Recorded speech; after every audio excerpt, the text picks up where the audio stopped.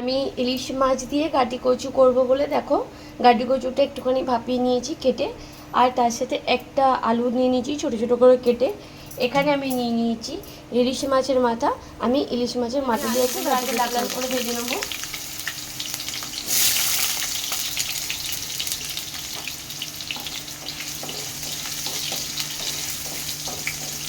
আলুগুলো লাল লাল করে ভেজে নিয়েছি, এগুলোকে আমি এবার তুলে নেবো আলুগুলো।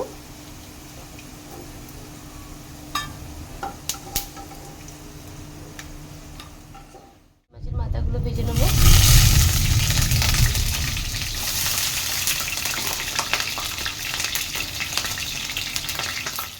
ভেজে নিয়েছি ইলিশ মাছের মাথা দুটো।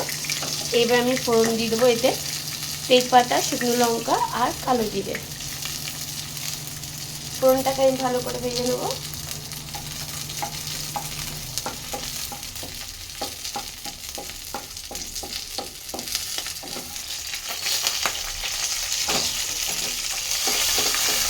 মাথাগুলো আমি অল্প অল্প করে ভেঙে দেবো।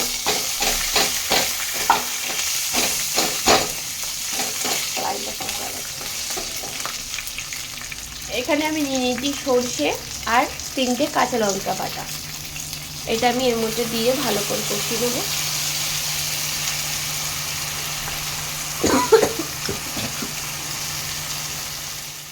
দিয়ে রেখে দিয়েছিলাম আগেই, সর্ষে বাটার সময় হলুদটা দিয়েছি, না হলে সর্ষেটা তেতো হয়ে যায়।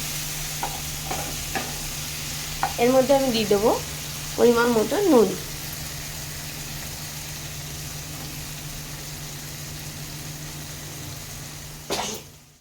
গাটি কচুটা দিয়ে দেবো। গাটি কচুটা আমি ভাজবো না, এটা সিদ্ধ করে যেহেতু আমি জলটা ফেলে দিয়েছি। এর মধ্যে দিয়ে দেবো আলুটা। এবার এটাকে ভালো করে একটু কষাবো।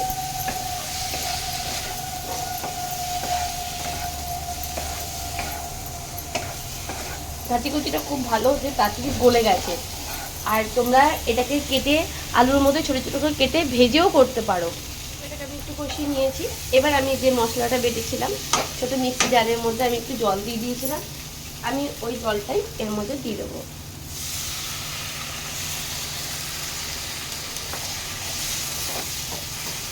গাটি কচুটা তো সিদ্ধই হয়ে গেছে, আলুটা একটুখানি সিদ্ধ হওয়ার জন্য আমি জলটা দিয়ে দিলাম।